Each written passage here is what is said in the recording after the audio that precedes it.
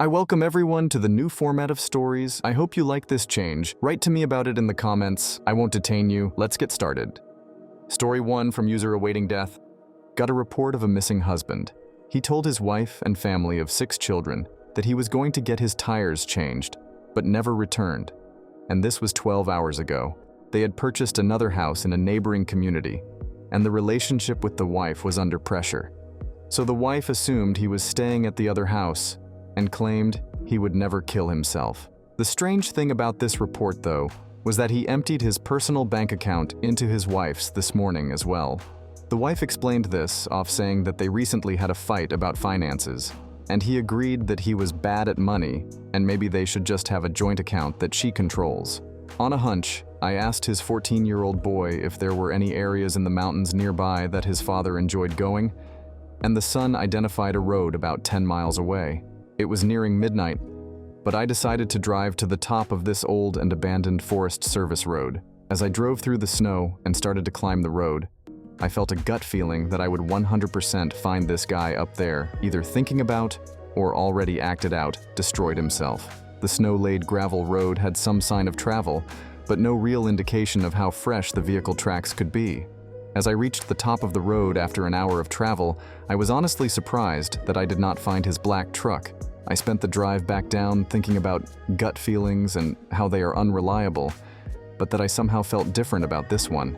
As I traveled up the road, I did notice over a dozen smaller roads branching off, but they were not mapped, and I had already spent too much time on a single occurrence in a busy city with too few police officers.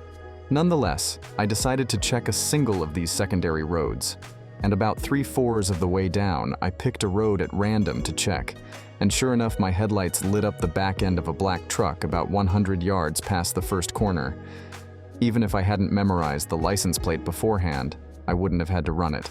It was clearly his.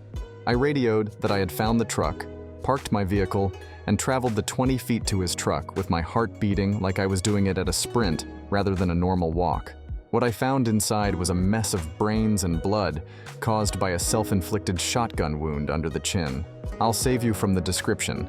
There was just something about that gut feeling while traveling this abandoned and quiet mountain road, followed by a sense of being tricked by the gut feeling, then finding out it was true by discovering such a gruesome scene, having to wait 3 hours next to his truck waiting for body removal, and then to end it all by having to go to the family who was expecting good news to deliver to them the worst news possible. That makes me feel creeped out to this day. Story 2 from user overly German man. I was a parks officer for a downtown metropolitan out in the Pacific Northwest. I saw my fair share of weird stuff on my 1700-0100 shift. Naked bike ride after party at midnight with about 1,000 or so naked people chilling out, the occasional couple having sleep, homeless person censored or shooting up drug, and the occasional dead body were all a normal part of the job. Anyways, this one night we were sent to investigate a tent set up relatively near the waterfront, which was generally a homeless person that was trying to stay dry for the night. So we get there around 23:30 and tell the lady inside that she has to go a few hundred yards away to an area that isn't patrolled. She fusses and dump about having to move, then mentioned a man living in a cave at the bottom of a shallow ravine nearby that's been killing small animals and eating them.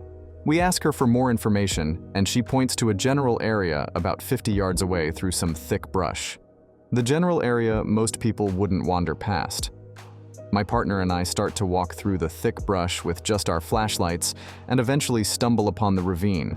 And sure enough, there is a small opening on the side enough for a person to fit in. I scale down about 20 feet and peek inside the opening and see what seems like a massive pile of magazines, torn pages, articles of clothing, a sugar cookie tin, a gorilla costume hand, some crude-looking tools including a makeshift bow, a few knives, and other generally weird trash. Being curious, and that the cave was empty, I opened the sugar cookie tin and found a large amount of what seemed like raw animal meat. At this point, I was thoroughly freaked out and decided to unback the area and inform the police of what I had found. We didn't carry weapons.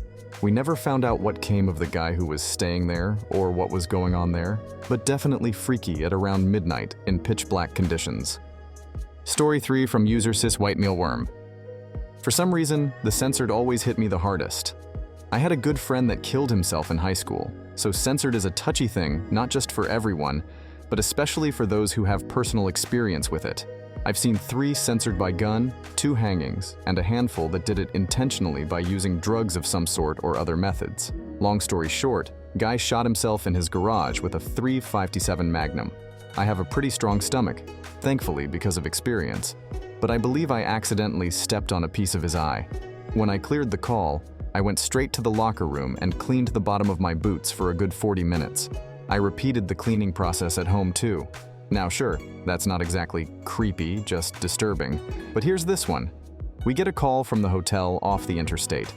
Employees went to clean a room and found a note on the bathroom door, which was closed and locked.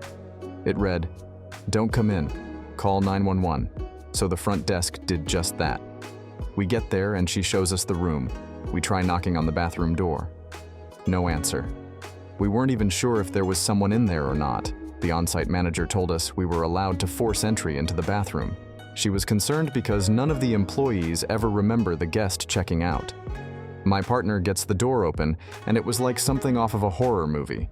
Guy was in the tub, completely naked, knife on the floor, just next to the tub, cuts on his wrists, and the absolute worst thing was the blood inside of the tub. I've never seen so much blood in my 10+ year career. His face was pale white, and it appeared as he was frowning. He didn't appear to be breathing. Call a medic, my partner says. I just look at him and say, no, dude's dead. I'm not touching him. You can check if you want, but we need to get our supervisor, an EVT, and detective here. I could recognize a dead guy when I saw one. I get the manager, who is having a legit panic attack, to calm down and head back down to the desk while we deal with this. Called for another car and told dispatch to contact our evidence technicians and a detective. When I hear my partner scream and exclaim, "Oh, trash!" I run back over there and he's wide-eyed staring at the body. He just moved. That dude alive, man. He moved. What are you talking about? He has a pulse. It's faint as hell, but he has it. His leg moved under the water when I tried checking for it. Sure enough, I put on my big boy undies and could barely feel a pulse on this guy. Medic called and they rushed him to the ER. Turned out he did the cutting just minutes before the cleaning maid found the note. So surprisingly, he barely lived. Editing for clarity, I need to remember not to post long comments while on mobile. He lived, but it wasn't pretty. He cut his wrists while he was bathing. A majority of what looked like blood was indeed blood, but it was mixed in with water, which made it look like there was a lot more blood than what he actually spilled. And in all honesty, cutting your wrists isn't a great way to off yourself. He thinks he was bleeding for about 10 or 15 minutes before he started to go to sleep, and he would have been fine for a little longer as long as he got help. It depends on a lot of other circumstances. And I know I should have been more proactive in checking for signs of life. It was irresponsible for me to not check sooner. In many instances, it's fairly easy to spot a corpse when you have one, but this one really tricked us, and we learned from that. Thankfully, my partner did while I stepped out, and I was not intending to stop him from doing so. My tone was a bit more cynical. Hey, dude looks dead. I really don't think we need a medic. You can check him, but I don't want to. And in our defense, he really did appear to be 100% dead.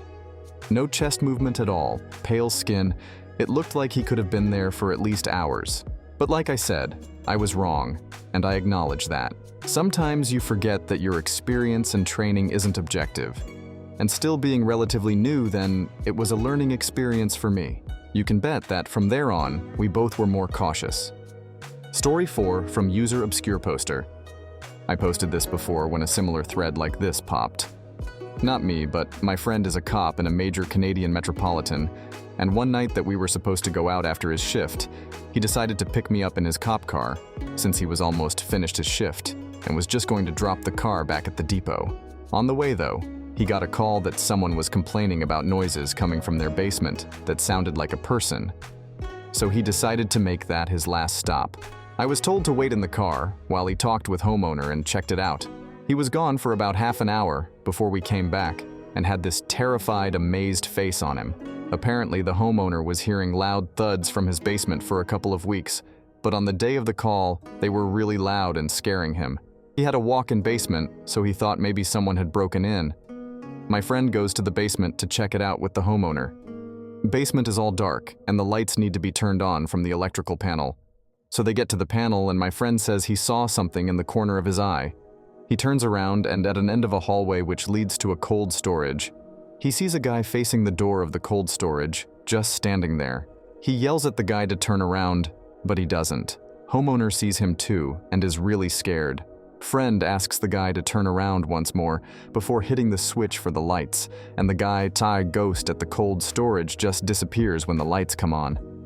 My friend swore that he searched every inch of that basement and could not find anyone else there. Homeowner is shook up and says he's gonna stay with a friend for a night, and my friend calls another cop to surveil the house to see if anyone tries to enter the main house or basement. Not sure what happened after, but my friend swears he saw someone in that basement. Story 5 from user Cheesecake. Not mine, but my sibling is a police officer and shared this story with me that I can't get out of my head. It'll stick with me till the day I die. He was responding to a domestic disturbance in a pretty apartment complex near Detroit. They reported that there was a lot of screaming and banging on the second floor for a full hour before everything went quiet. Being a neighborhood, they didn't bother to call until things started to smell. My brother and his partner walked up to the door, waited, and got no response except for a faint meowing. Finding the door unlocked, they enter. Things around the living room were tossed around, the TV was busted as well as a few holes in the wall from where some large fellow obviously punched it in his anger. No big deal so far, but they had to clear the apartment considering there were 2 voices reported in the kerfuffle, and so far, 0 people. They go to the bedroom, turn the handle, and instead of the door swinging open, my brother ends up walking into it with his shoulder because something has it wedged closed. At this point, he knew what he was about to walk into, so he gave his partner that look and shoved the door. A multicolored cat ran out, its white fur not so white anymore. A bit pink around the face, in fact. Directly on the other side of her door was where the female of the argument ended up laying, back against it, half-seated. She was barely recognizable as a human, for beside her was a piece of the bed, a wood post, torn off and used to bludgeon her, repeatedly. They looked around the room, and there were bloody handprints everywhere, looking like they originated from the bed and rotated around the room. A good amount of smears of blood and handprints were around the window and its locks, the girl having desperately tried to claw open the window to scream for help. A few chunks of fingernails lay on the sill and the floor below. Turns out they'd nailed the window shut. Again, neighborhood. So there was no getting that open. The handprints circled the room, as well as a few face prints for when her head was smashed against the wall, all leading up to her final resting place beside the door. There were bite marks on her face as well. When the cat got hungry enough and started to help itself to the needed pulp that remained after her beating. The man was never caught. He was a live-in boyfriend that was supplying her with crack, apparently. The cat went to a loving home after being sheltered. A loving, tasty new home. Story 6 from user deleted. Well, this isn't really creepy per se, and this is actually about my father's first call on the fire department. They got a call for man that attempted censored. Not much detail to it. They arrive on scene and enter the house and find a guy in his mid-20s with a shotgun at his feet, a huge hole through his head, and more blood than you think a body could hold in it. Father's quote. So my dad says out loud, "Oh my God, this guy's gotta be dead. Look at all the blood." To which one of seniors replies, "Huh, you'd think so, wouldn't you? That's nothing, get over here and hold this guy's skull for me, he's still breathing." So now my dad's holding this man's skull together. My dad himself is about 23, if I mathed correctly. And he told me, all I could think of at the moment was, Jesus Christ, what the hell did I sign up for? I just left a good paying job where they offered me a manager's position. And I left it to join the FD because my dad and grandfather told me the benefits were good and it was a very rewarding job. They ended up helping the guy and got him to a hospital. He suffered severe brain damage and I'm not too sure how long he lived after that. But my dad said it was the worst thing he ever endured, besides kids' calls and car crashes. When they got back to the station, the chief called my dad into his office and said, "Look, I don't even know where to start after a call like that. Last time we had anything like that, it was about 15 years ago. These things don't happen often. and I understand it if you want to take the week off. That was one of the worst calls I've seen, and I'm sorry it was your first. And my dad ended up taking the day off and went in the rest of the week. My dad is one of my biggest heroes. He's seen some gruesome things in his life and has endured a lot. I look up to him every day of my life, as well as my grandfather. He's been through multiple wars, served on the fire depot, and raised the best dad anyone could ask for. I kind of wish I didn't move out of state. I miss them a lot. Even though we call each other all the time to talk, I miss the hugs and being able to hang out with them. And now I'm tearing up with 5 men before my shift at work, so I'm gonna end this post now. Thanks to everyone who watched to the end. Do not forget to write your opinion under the video in the comments. See you in the next video. Bye-bye.